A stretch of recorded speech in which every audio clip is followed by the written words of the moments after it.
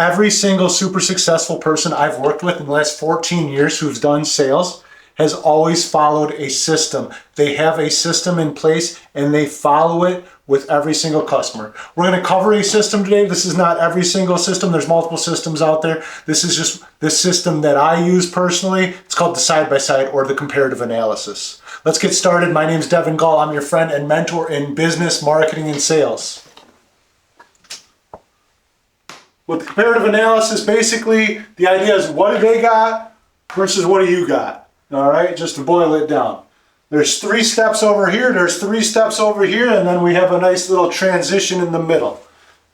First thing you want to do is you want to set the tone immediately with your prospect. You want to give them a firm handshake. You want to start using what's called your C factors, your smile, your eye contact, your enthusiasm.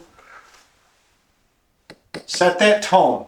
And then what I like to do is I preempt them, okay? So I kind of give them like a little idea of like, hey, we're going to do this, we're going to do this, and then we're going to do this. And then there's no surprises. So then they know what they're getting into.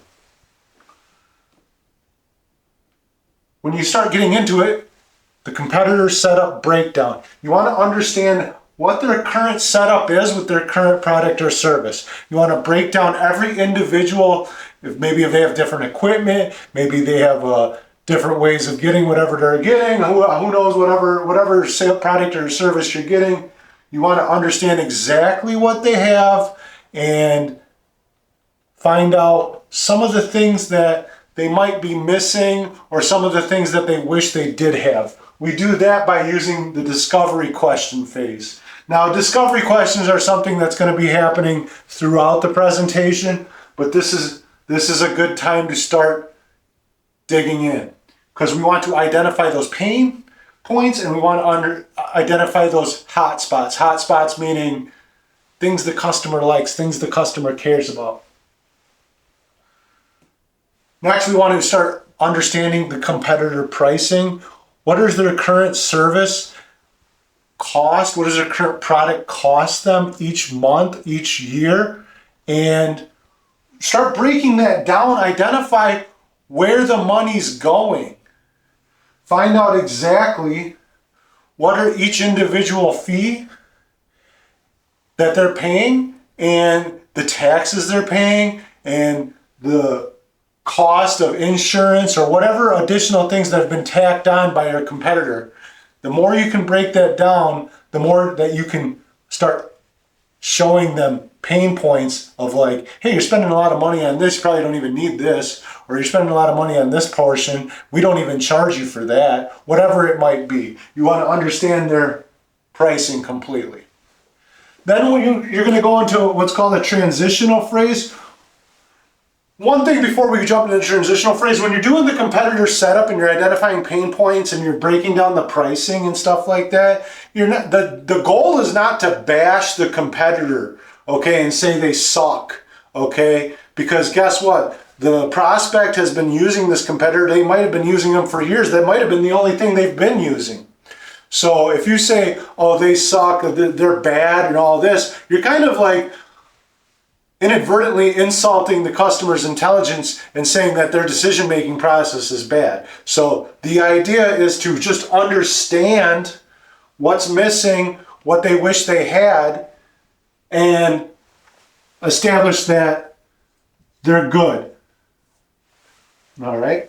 When you use the transitional phrase, something simple like, okay, let me show you what we're going to do for you. Let me show you how we'll set you up today. Use excitement in that transitional statement because this is where you're going to start wanting to raise the energy during your presentation. This was more of like the discovery, breakdown, understanding, but now you got all your gold nuggets, you got all your information. Now you're going to go over here and you're going to show them what we do. So you want to start getting a little more excited over here. So, because when you get excited, guess what happens? The customer gets excited too. So use excitement to transition. Next, we're going to do our product service setup. You're going to show how your setup is better than their setup. You're going to show the value of your setup. The best way to show the value is find a way to put it into the customer's hands. All right? Car salesmen are great at this because they give you the keys to go for a drive. You get to see how the new car feels, how it handles. You get to actually feel it. If you can put something in their hand where they can start experiencing ownership of the product or service, it's going to set you above and beyond here. So find some way to put the value in their hands. And then show them what makes you different and better. Next, you're going to do your product or service pricing. You're just mirroring what you did over here. You're going to show them the full cost of everything, including the taxes, including all the hidden fees, including all the little details. And you build trust and you establish trust by being fully transparent here. Because people are sick and tired of reading small print, okay? I got really successful in sales because I never tried to trick anybody with it's only $29.99 and then read all this small print, right? With all these additional fees that they're gonna hide in there. I would put every single fee in there and say, this is what your actual bill is gonna be, like $58.99, because you're gonna have this equipment, or whatever it is. Or your actual bill is gonna be this because of this. So I would show them, with the taxes included, I'd show them the actual cost of what's coming out of pocket. And I do it line item by line item, so they see this is the check you're going to cut us every single month. And then usually, because we were selling a better product or service, we were a little bit higher than what they were paying over here, right? So I was really establishing the value and why each individual charge is on there, so they could understand why they might pay a little bit more, because they're getting more, right? Makes sense. If you're going to buy something nicer, it's going to cost a little bit more. Once you have the service set up, the service pricing, you're fully transparent, you've established trust, you've established value, then we're going into the close, we're going into the closing loop. This is where we start asking for the business. Now, for me, closing, I like to throw a couple closes in there early, a couple like fun closes early, like, why haven't you done this yet? Or why are you even talking to me? Why, you should have done this already. Something like that, maybe even on this side of the presentation, but that's more to fish out smoke screens and when they're trying to just like throw you off, right? So close early, close often. But this is where we're actually getting into like the closing loop. We're signing them up. We're asking for the business. We're asking for the signature, right? Couple rules on closing. Close on value and full price. Don't start, even if your discounts are automatic, even if you have special incentives, even if it's like Memorial Day weekend, special event, you should not have brought that up at all. You sell them on the absolute full price and the absolute value. Because when you do that, and you do have special deals to offer them, because it's Black Friday or it's the Christmas special, whatever it may be, well, then they understand they're getting much more. They're getting much more. But if you go straight to discounts, you're devaluing yourself. You're cheapening yourself. Just listen to that word, cheapening. Doesn't sound good, right? Do you really want something that's cheaper? What does cheaper really mean? Crummy, right? So sell on value, not discounts. Recap the value, recap the pain and the solutions that your product or service provides, that you're able to fulfill some of the gaps that their competitor is not doing right now. You're showing them how, yes, what you have is good, but this is what great looks like. And this is why people sign up with us, because we're great.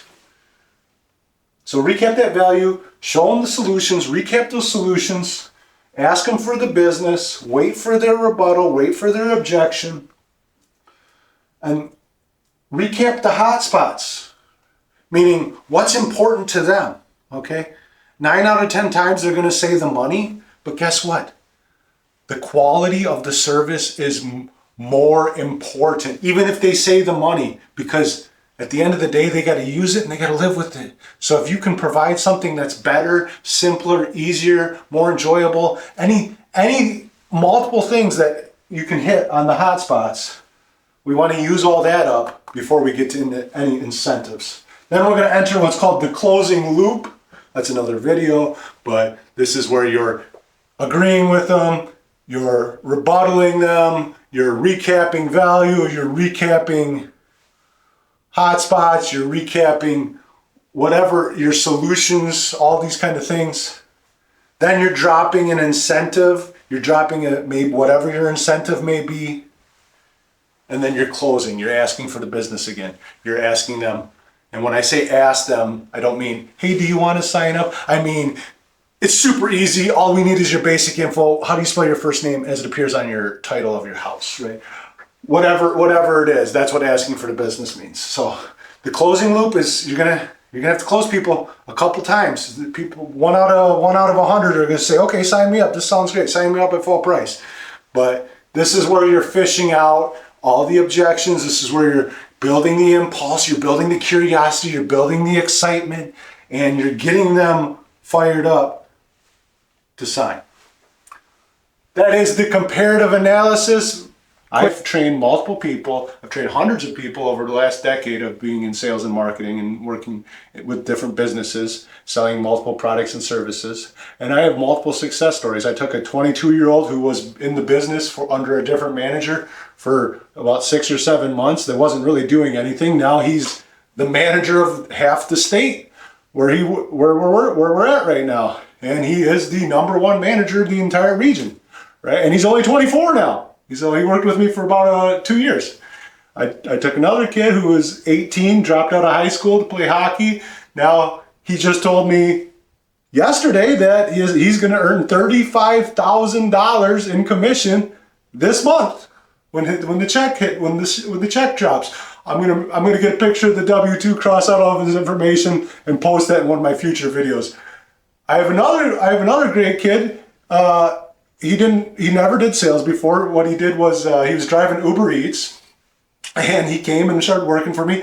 He started making 6 figures, right? Oh, and he came out of the gates hot. And all of these success stories, I have more, but all of these success stories, it all boils down to I taught them the same thing. I taught each one of them the exact same thing, robotically. And that's what this sales course down below, check out the link, that's what I taught them. That's it. It's the same thing I was taught. I just put it all together into a system where you can just follow it step by step, the same thing I've been doing, and showing other people how to go from never doing sales before, just like somebody showed me when I started in sales and marketing, I'd never done sales before.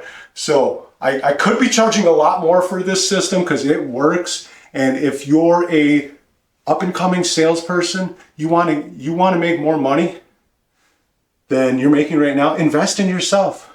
If you're a sales manager and you want to run one of the best teams, that 22-year-old kid that's 24 now, that's running the #1 team, he just uses the system that I taught him. That's it. He doesn't reinvent the wheel.